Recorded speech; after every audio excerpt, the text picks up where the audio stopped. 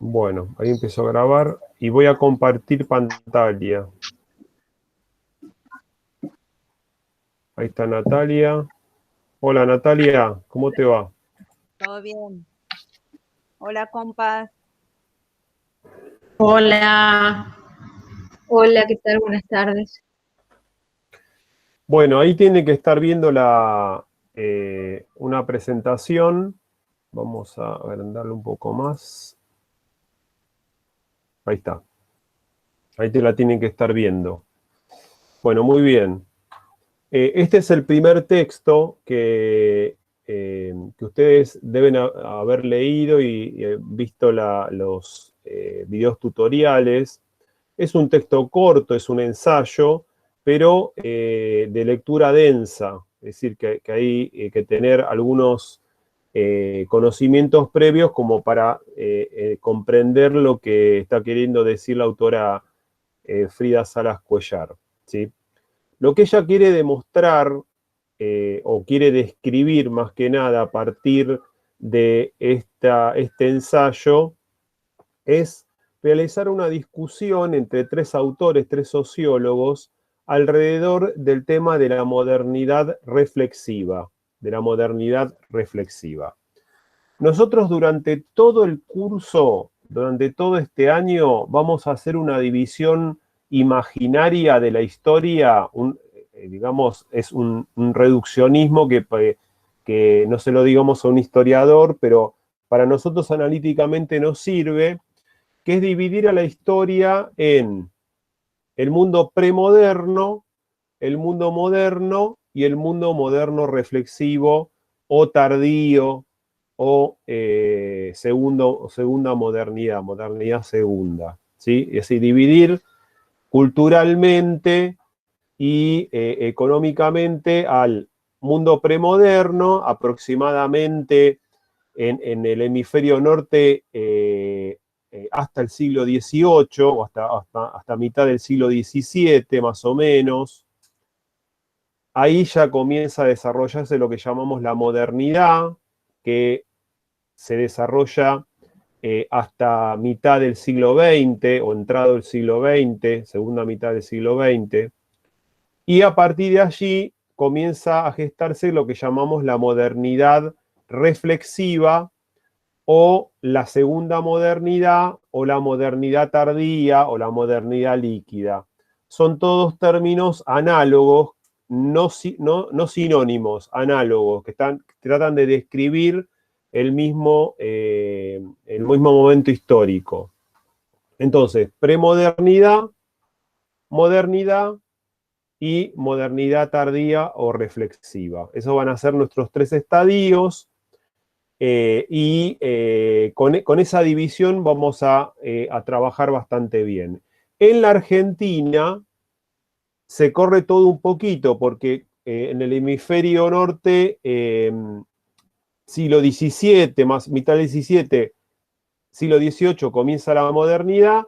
En la Argentina, o lo que se llamaba las postrimerías del virreinato y el nacimiento de lo que va a ser la Argentina, más o menos la modernidad se empieza a desarrollar mitad del siglo XIX, 1865, por ahí más o menos, empieza a gestarse lo que se llama la modernidad. Y esta modernidad comienza en Argentina a tener cierta crisis en la década del 80 o del 90. Y ahí comienza lo que llamamos la modernidad reflexiva. Fíjense que todo está un poco corrido en estas latitudes, digamos. Bueno, la autora utiliza tres sociólogos. Ulrich Beck, que es un sociólogo alemán, Anthony Giddens, un sociólogo británico, y Scott Lash, un sociólogo estadounidense. Con sus tres teorías, ella va a tratar de explicar qué es la modernidad reflexiva. Hemos comenzado el segundo texto la semana pasada. Específicamente vamos a estar analizando la teoría de Scott Lash, la teoría del doble reflexivo de Scott Lash. Pero acá vamos a hacer pequeñas pinceladas de estos tres autores, ¿sí? Les iba a decir algo y se me fue de la mente. Ya va a venir. Bueno, muy bien. Lo primero que tenemos que ponernos de acuerdo, que es reflexividad. ¿Qué es reflexividad? El primero que acuña este vocablo, este concepto, es Ulrich Beck. Es el primero, uno de los primeros, ¿sí? Tanto ese autor como otros autores contemporáneos a él empiezan a ver que la vida cotidiana está cambiando rápidamente, es decir, que los cambios se generan mucho más rápidamente. Los cambios en el mundo premoderno casi duraba siglos, no había casi cambios en la vida premoderna. Los aspectos culturales, aspectos políticos y económicos duraban siglos y siglos y se repetían en el mundo premoderno. Con la asunción de la modernidad, primera y segunda revolución industrial, el ascenso de las instituciones modernas como el Estado, la escuela, la cárcel, el hospital, que no existían en el mundo premoderno, se consolida otro sistema cultural, económico y político bastante estable, bastante homogéneo, pero que entra en crisis más o menos a mitad del siglo XX, década del 60, década del 70, entra en crisis, y los sociólogos ven que a partir de allí los cambios son cortos, y el mundo va cambiando vertiginosamente en pocos años, ¿sí? Por lo cual acuñan otro concepto que es el concepto de contingencia. El concepto de contingencia. Entonces, reflexividad está relacionado con contingencia y está relacionado con transformaciones rápidas, cortas en tiempo y espacio. Cuestión por la cual esto era impensado en el mundo premoderno, tampoco en el mundo moderno, sí en el mundo, en la modernidad reflexiva o tardía. Entonces, reflexividad relacionado con contingencia, con transformaciones, temporalidades cortas, grandes cambios espaciales temporales, ¿sí? Y además ven que las sociedades presentan diversidad de formas, diversidad de formatos. Las sociedades modernas, si uno las recorría, había muchas similitudes. En las sociedades modernas reflexivas o modernas tardías, o lo que llamamos cotidianamente la posmodernidad, que es un vocablo que no proviene de la sociología, sino de la filosofía. Las sociedades posmodernas o modernas líquidas, bueno, presentan diversidad de formas, pero hay una coincidencia en todos los investigadores sociólogos que el contenido siempre es el mismo, pero se presenta con diversas formas. Es decir, que lo estructural permanece inalterado, pero se presenta con una diversidad de formas. Por eso es muy descriptivo el concepto de líquido. El líquido se amolda al recipiente, a la forma del recipiente, pero las moléculas de agua son siempre las mismas. Entonces, si lo pongo en una jarra, en un vaso, en un jarrón, bueno, cambia la forma, yo veo otra forma del agua, pero el contenido siempre es el mismo. Esta es la idea. Sociedades con diversidad de formas, pero las desigualdades estructurales persisten en todas ellas, que eso es lo que quieren describir los sociólogos. Por lo cual, bueno, esto por un lado, ¿sí? Bueno, hasta ahí vamos. Ahora nos metemos con Beck y vamos a agregar un poquito más de información. Cualquier pregunta, duda o comentario, me paran inmediatamente para hacer algún tipo de comentario.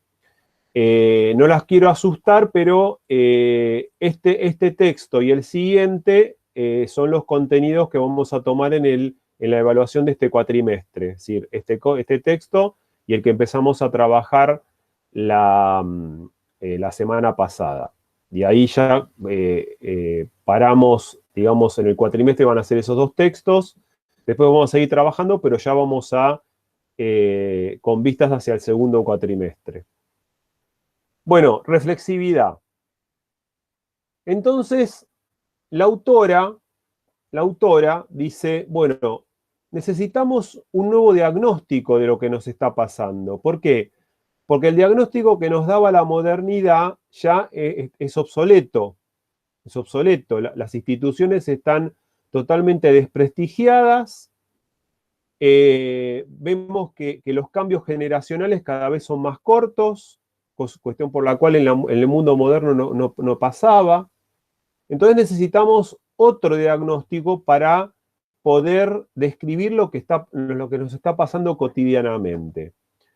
Y a partir de los tres autores, o la autora dice, bueno, voy a utilizar estos tres autores porque el nuevo diagnóstico es el siguiente, que en la modernidad reflexiva hay un proceso consolidado de destradicionalización. Es decir, que las grandes tradiciones, ya sean religiosas, políticas, económicas, no pueden explicar o no dominan el mundo cultural, político y económico. Por ejemplo, el cristianismo, el islam, el liberalismo, el comunismo, el socialismo, el liberalismo, bueno, todos los ismos que se formaron en el mundo moderno, que eran tan importantes para las instituciones, en el mundo, en la modernidad tardía o reflexiva, entran en una crisis. Ya no hay grandes relatos que contengan al individuo. Entonces hay una gran destradicionalización.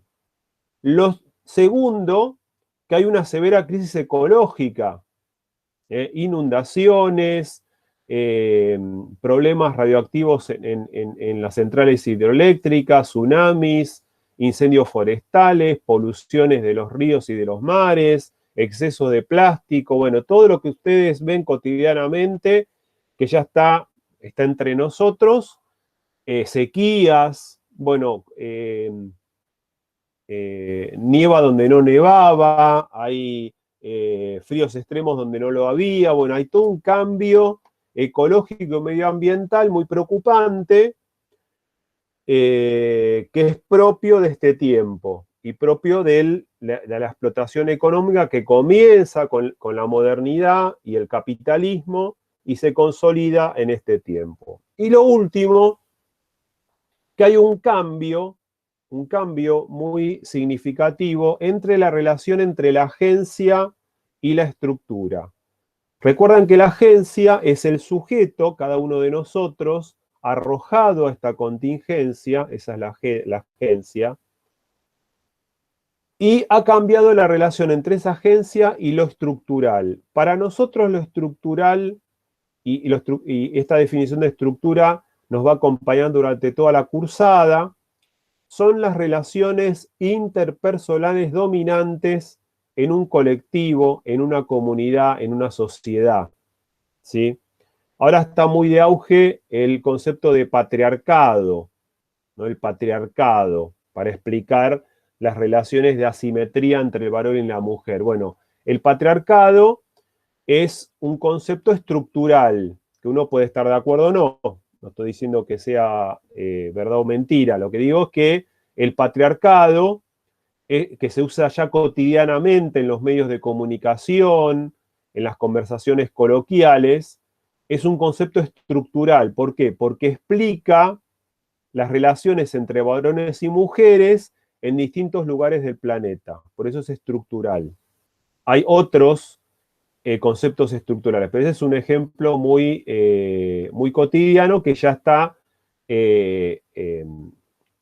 insertado en nuestro diario vivir, digamos. Entonces, destradicionalización, crisis ecológica y nuevas relaciones entre la agencia y la estructura. El tema de la destradicionalización lo trabaja muy bien Anthony Giddens. El tema de la crisis ecológica lo trabaja muy bien Ulrich Beck. Y la relación entre agencia y estructura lo trabaja muy bien Scott Lash. Es decir, que la autora rescata 3 elementos de las 3 teorías. Ah, eso de la teoría, ahí me acordé. Me acordé lo que le iba a decir al principio. Los 3 autores desarrollan teorías explicativas. Las teorías no son ni verdad ni mentira. Tienen mayor o poder explicativo de un fenómeno, de una realidad. Eso también grábenselo. Las teorías explican más o menos, mejor o peor. Hay teorías que son muy buenas para explicar, otras tienen algunas limitaciones, pero siempre en el mundo de las teorías o en el mundo científico no hablamos de verdad o mentira, sino de validez. Son más válidas. Hay teorías que son más válidas o más explicativas, tienen más poder explicativo que otras. Y una teoría no es ni más ni menos que un corpus o un conjunto de enunciados que tratan de explicar una situación, un fenómeno, una realidad. Entonces ellos, tanto Ulrich Beck, Anthony Giddens y Lash, generan teorías explicativas, cada uno, por ejemplo, Giddens para explicar el concepto de destradicionalización, Ulrich Beck para explicar la crisis ecológica y Scott Lash las nuevas relaciones entre la agencia y la estructura. Bueno, espero que yo sigo, que creo que vamos bien. Vamos bien. Bueno, el ensayo comienza con un cuento, les sugiero que lo lean, el cumpleaños de la infanta de Oscar Wilde, comienza citando ese cuento, no está el cuento no está en el ensayo, pero lo googlean y aparece rápidamente. Es un cuento muy bueno que trata la historia de un enano que era bufón de la corte de la infanta del rey de España. Y él creía que se reían con él, pero en realidad se reían de él. Él nunca se había visto en un espejo y por error se ve en un espejo y ahí cae en la cuenta de que todos se reían de él por la fealdad de él. Y cae en la cuenta, bueno, y ella lo relaciona con que la modernidad nos creó una ilusión que cuando nos vimos enfrentados al espejo de la realidad, vimos que la realidad era otra, ¿no? Pero bueno, está muy bueno ese cuento de Oscar Wilde. Bueno, vamos entonces directamente a la teoría de la sociedad del riesgo de Ulrich Beck. Bueno, Ulrich Beck es el primero, o uno de los primeros, ¿sí?, que va a trabajar el tema o la problemática ecológica. Él ve que el tema medioambiental es un tema acuciante en este tiempo que nos toca vivir, que somos contemporáneos, y es uno de los primeros sociólogos que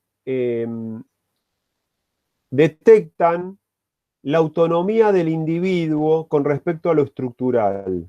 Es decir, que el individuo comienza en la modernidad, en el mundo premoderno, el individuo estaba absorbido por lo colectivo, absorbido completamente por lo colectivo. Por eso cuando leemos textos muy antiguos, textos sagrados muy antiguos, tenemos que pensar que no eran individualidades, sino pertenecientes a colectivos, ¿no? Es decir, cuando habla un escritor está representando un colectivo.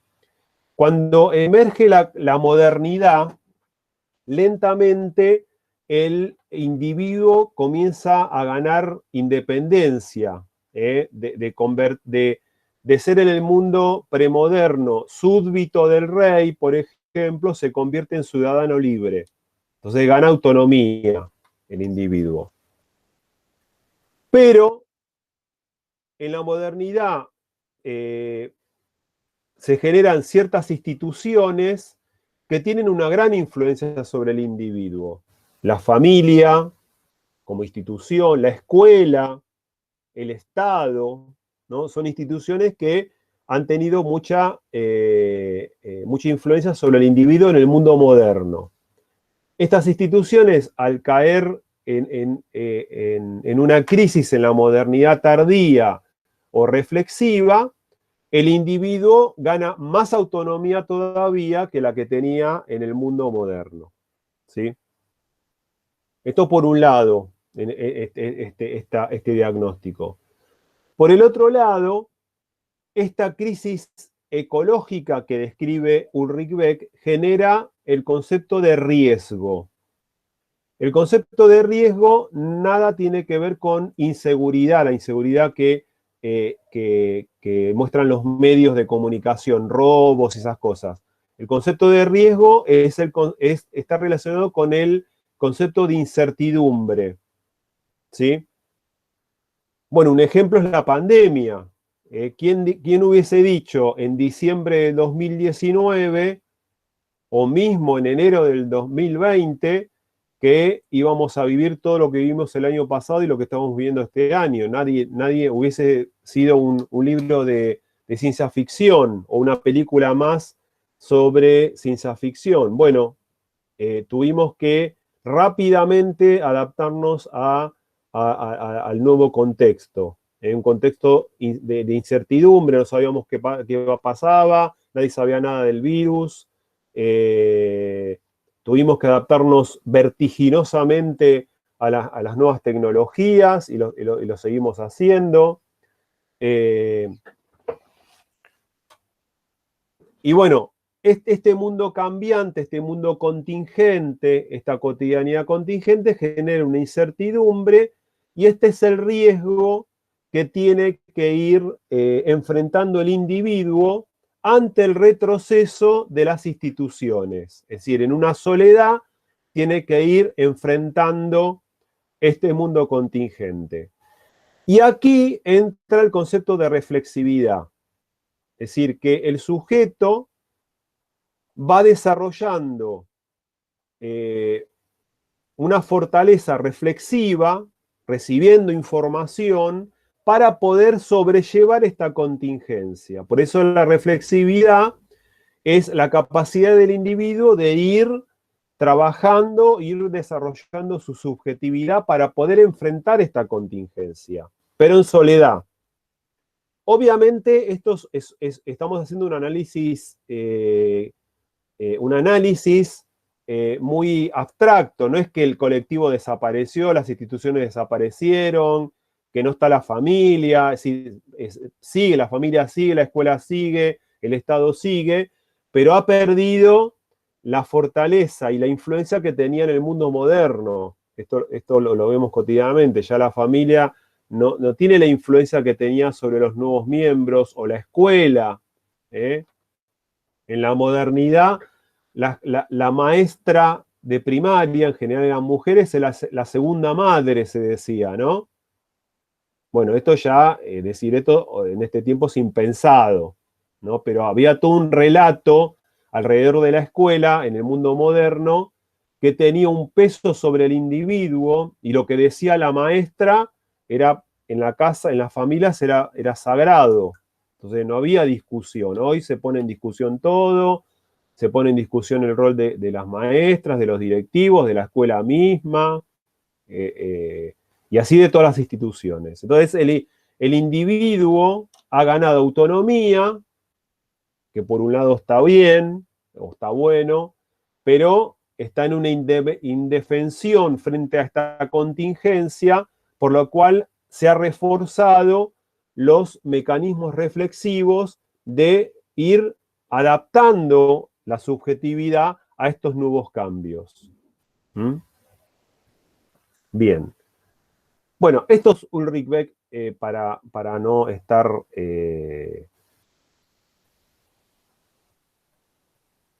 Bueno, vamos a Anthony Giddens, para no ser tan gravosos con el tiempo.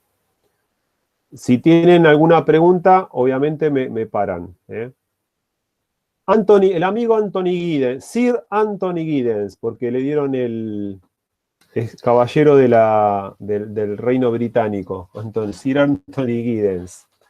Bueno, Anthony Giddens, desarrolla la teoría, se llama la teoría de la estructuración.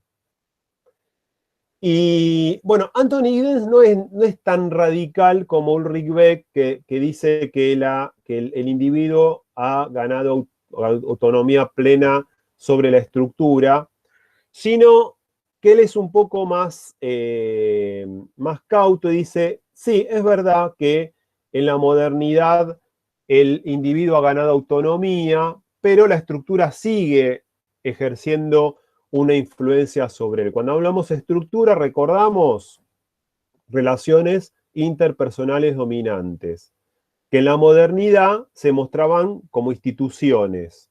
En las instituciones eran los reservorios de estas relaciones interpersonales dominantes. Entonces, lo que confronta Anthony Giddens es el mundo premoderno con el mundo moderno. Hace ese ejercicio en su teoría. Y él va a decir lo siguiente. En el mundo premoderno, la memoria colectiva tenía un peso sobre el individuo que en la modernidad y en especial en la modernidad reflexiva no lo tiene. ¿Sí? Es decir, lo que se llama la conciencia colectiva, esa conciencia que está sustentada en lo tradicional, tenía una influencia sobre el individuo, estaba totalmente absorbido el individuo por lo colectivo, por esa conciencia colectiva, por esa memoria colectiva, y esta memoria colectiva entra en una crisis con la emergencia de la modernidad. ¿Por qué? Porque esta memoria colectiva sustentada en relatos tradicionales entra en una crisis en la modernidad ante la emergencia de los relatos científicos o del pensamiento científico. Quiere decir que el pensamiento científico desplaza a los relatos tradicionales, en especial los relatos religiosos. Por lo cual Giddens dice, en el mundo premoderno había un personaje muy importante que era el guardián de la tradición, que podía ser un individuo o podía ser un grupo, una élite social o un grupo con alguna característica muy especial.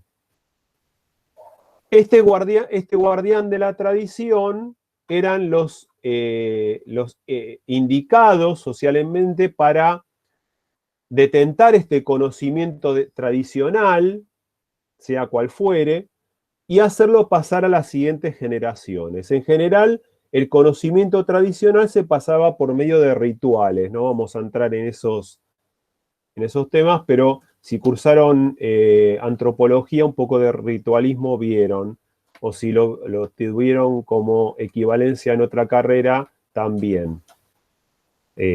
Bien. Bueno, entonces Anthony Giddens dice, el guardián de la tradición en la modernidad está totalmente obsoleto. ¿Quién lo reemplaza? El experto, la figura del experto o de la experta. ¿Quién es el experto o la experta? Aquel que tiene el conocimiento científico, disciplinar de algún área del conocimiento y que nos ayuda a los individuos a recibir esa información para generar la reflexividad. Recordemos que el individuo va ganando autonomía, ya el colectivo no tiene la influencia que tenía sobre el individuo, por lo cual el experto es aquel que nos explica, nos guía, nos sugiere a partir de conocimientos disciplinares específicos que tienen algún respaldo mayor o menor científico, ¿sí? Un ejemplo muy cotidiano, bueno, son todos los economistas que van pululando por los medios de comunicación y nos están explicando por qué hay inflación, por qué el sueldo no nos alcanza, por qué el peso se devalúa, por qué sube el dólar. Entonces hay un grupo de economistas que van recorriendo los canales de televisión y van explicando, bueno, esa es la figura del experto, ¿sí? Politólogos, economistas, bueno, todos los ólogos, Infectólogos. infectólogos, los infectólogos que van explicándonos cómo tenemos que cuidarnos del COVID o cómo no, qué es lo que sirve, qué es lo que no sirve. Y ahí vemos cómo el conocimiento científico se va acumulando a medida que van conociendo más al virus. Es decir, hoy tenemos un conocimiento del virus que no lo teníamos en marzo del 2020. Hoy conocemos más, ya tenemos mucho más. Y eso nos hace perder miedo. Cuanto más tenemos, más conocimiento tenemos, menos miedo tenemos. Entonces ganamos autonomía. Ahí está la reflexividad, ¿verdad? La reflexividad es enfrentar la contingencia con la información que nos van brindando los expertos, ¿sí? Bueno, entonces,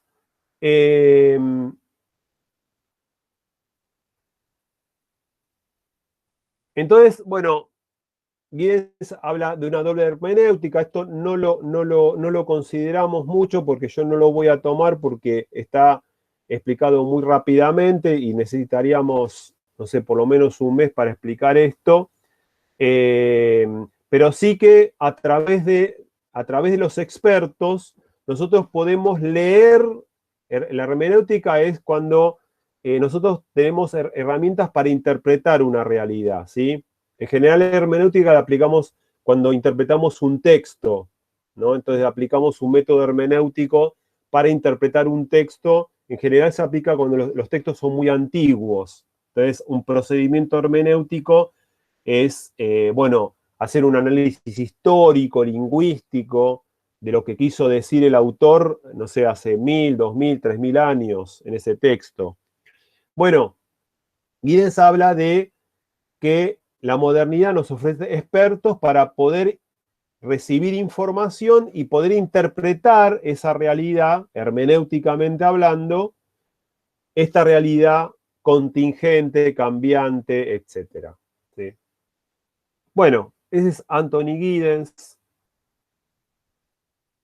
Y con esos elementos ya nos sirve como para estar analizando nuestra futura profesión, que es la docencia, ¿no? Y por último, el amigo Scott Lash. Con Scott Lash vamos a dar algunas pinceladas, algunos atisbos muy rápidos, pero con él nos vamos a detener en el segundo texto, que tiene ciertas complejidades, pero que no van a tener grandes dificultades. Bueno, él sí utiliza el concepto de reflexividad. Es más, su teoría se llama teoría del doble reflejo o del doble reflexivo. Y él le interesa analizar las nuevas estructuras llamadas por él tecnológicas. Las nuevas estructuras tecnológicas. Tanto Giddens como Ulrich Beck se dedican más a analizar las estructuras económicas, ¿sí? Es decir, cómo la economía genera relaciones interpersonales.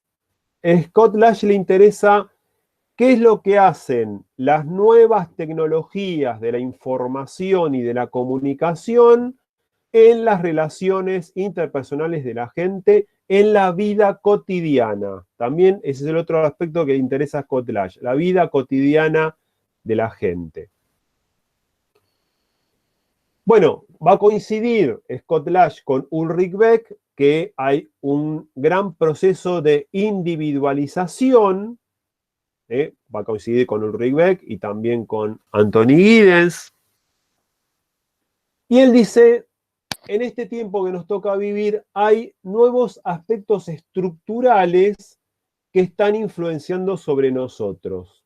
Y en esto se da la mano con Anthony Giddens. Si ven, el individuo va ganando autonomía, lo estructural persiste, pero recordemos el concepto de las nuevas formas, es decir, cada individuo le da la forma que mejor le parece a esos aspectos estructurales. Pero si nosotros analizamos muy minuciosamente, vamos a ver o vamos a descubrir aspectos estructurales en todos los individuos que se presentan con diversas formas o diversas características.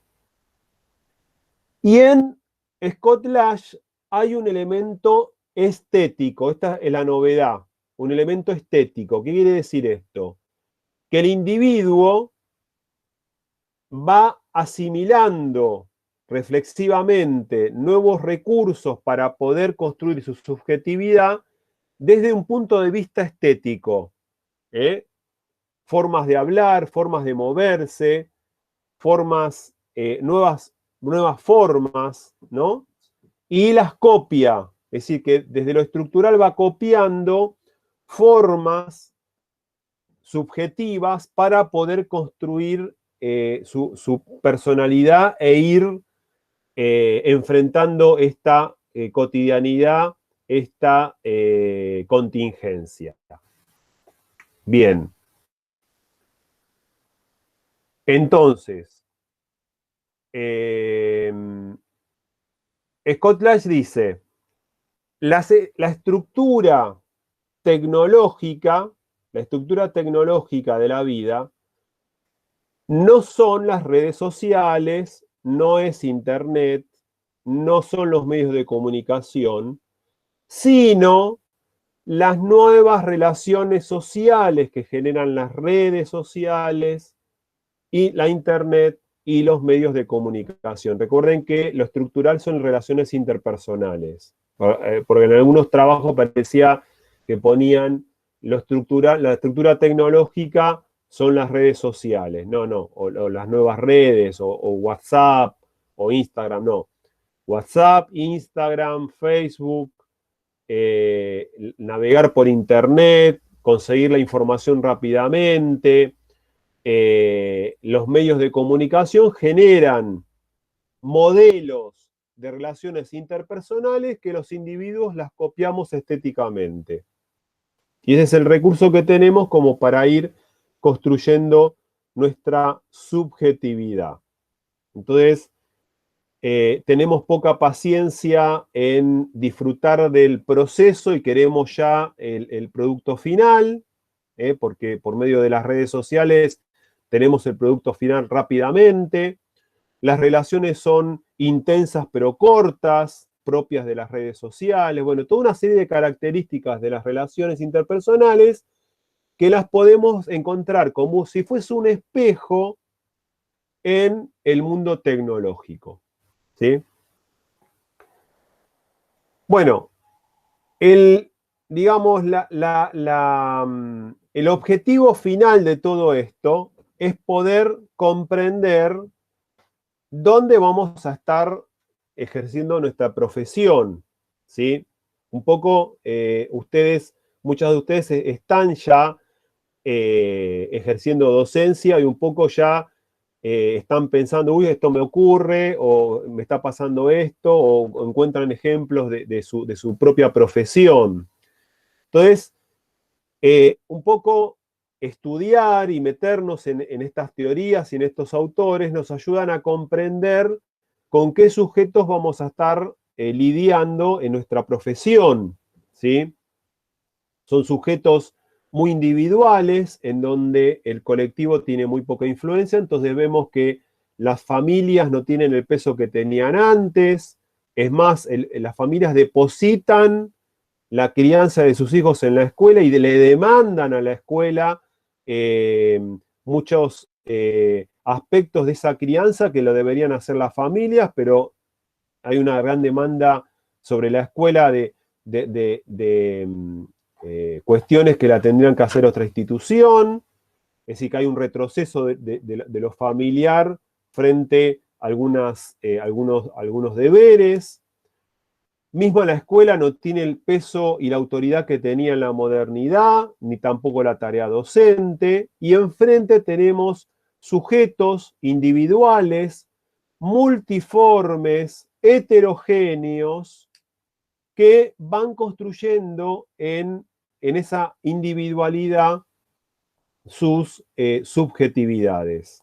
Entonces, esto va a influenciar decisivamente en las estrategias pedagógicas que vayamos eligiendo al desarrollar un contenido. Entonces, en la misma aula tenemos chicos con acompañantes terapéuticos o acompañantes pedagógicos, chicos que realmente no les interesa la materia que estás dictando, otros sí. Entonces hay toda una variedad en donde uno tiene que desarrollar estrategias diferentes que las estrategias que desarrollaba un maestro, una maestra, un profesor, una profesora en la modernidad, en donde se consideraba a ese público estudiantil como algo homogéneo, ¿sí? Y mismo estos cambios contingentes están presionando las puertas de la escuela y todos los debates que estamos viendo hoy, presencialidad, no presencialidad, el rol del docente, los cambios que hay, es precisamente por lo que nos están describiendo estos tres autores, hay muchos más, de un retroceso de la institución educativa como institución influenciadora sobre los individuos, la escuela como tecnología del siglo XIX y XX, de la modernidad, está recibiendo sujetos del siglo XXI y ahí se generan conflictos espaciales, temporales, ¿no? Es decir, se nos demanda que la hora cátedra sea de 80 minutos, 40, 80 minutos, o de una hora en provincia, y los sujetos tienen una capacidad de atención de 15, 20 minutos máximo, o están acostumbrados por las redes sociales a tener actividades cortas e intensas, entonces continuamente tenemos que desarrollar actividades cortas e intensas con el consiguiente desgaste de la tarea, ¿no? Entonces, estamos en una situación de transición en donde un poco tanto estos tres autores nos dan un diagnóstico como para ir haciendo los cambios reflexivos en nuestra tarea docente, y eso lo trabajarán también en otras materias como didáctica, prácticas, etcétera, etcétera, etcétera, cuando enfrenten estas, o ya lo han hecho, digamos, ¿no? Bueno, cerrando, digamos, este texto, ahí están viendo, digamos, pequeños tips de cada autor. Empezamos de atrás para adelante con Scott Lash, en donde él dice que la reflexividad está condicionada por el acceso a la estructura. Eso lo vamos a trabajar muy, pero muy bien en el segundo texto, con el acceso a la tecnología, ¿sí? Entonces, la reflexividad se va a producir o se va a hacer efectiva en el individuo en la medida que tenga acceso a esa estructura tecnológica, ¿sí? Por medio de un proceso de estetización. Lo segundo, Ulrich Beck, que hace énfasis en este proceso de individualización, que ya lo hemos descrito varias veces en este relato. Y por último, Anthony Giddens, que hay un vaivén, ¿no? Tratar de buscar un equilibrio entre la desvinculación y el desarraigo de lo estructural, es decir, el individuo lentamente desde la modernidad para aquí se ha desarraigado, se ha desvinculado de lo estructural, de lo colectivo, de lo institucional, pero por el otro lado se reunifica o se revincula con esa estructura, con esa institución, con ese colectivo, cambiando su subjetividad, realizando ese proceso reflexivo que hemos contado en esta clase. Y ahí cerramos, digamos, el primer texto y ya nos vamos a ir preparando a partir de la semana que viene con el segundo texto, que ahí nos vamos a meter de lleno con el amigo Scott Lash. Voy a dejar de compartir. Bueno, no sé si ha quedado alguna pregunta, duda. No, profe, no, porque cuando uno estuvo leyendo ya es como que iba recordando los claro, conceptos. Sí. Perfecto. Bueno, el texto que habla sobre Scott Lash es un texto un poco más complejo. Tiene un poquito mayor de complejidad, porque Scott Lash trabaja la doble reflexión. Es decir, voy a la estructura, primera reflexión, segunda estructura, me emancipo de la estructura.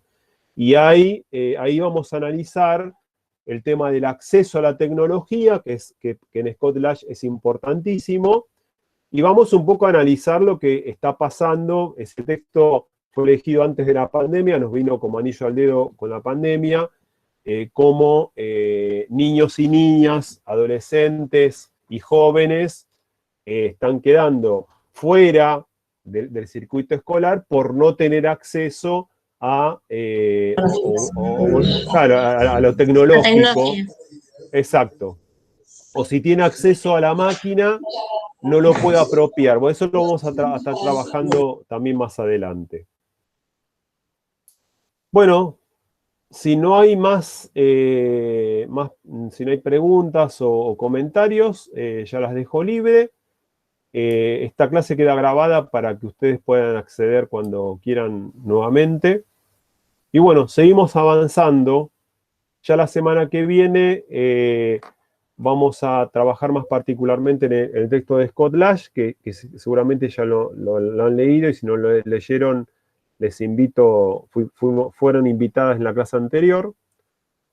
Y vamos a tener otro Meet trabajando la teoría de Scott Lash, y ahí sí ya hacemos la evaluación de este cuatrimestre y cerramos este cuatrimestre y ya trabajamos con contenidos del cuatrimestre siguiente. ¿Está bien? Bueno, que tengan buen jueves y mejor fin de semana. Gracias. Chao, chicas. Chao. Hasta luego. Hasta luego. Muchas gracias. Chao. Chao. Chao a todos. Gracias, profe. Chao, hasta luego. Chao.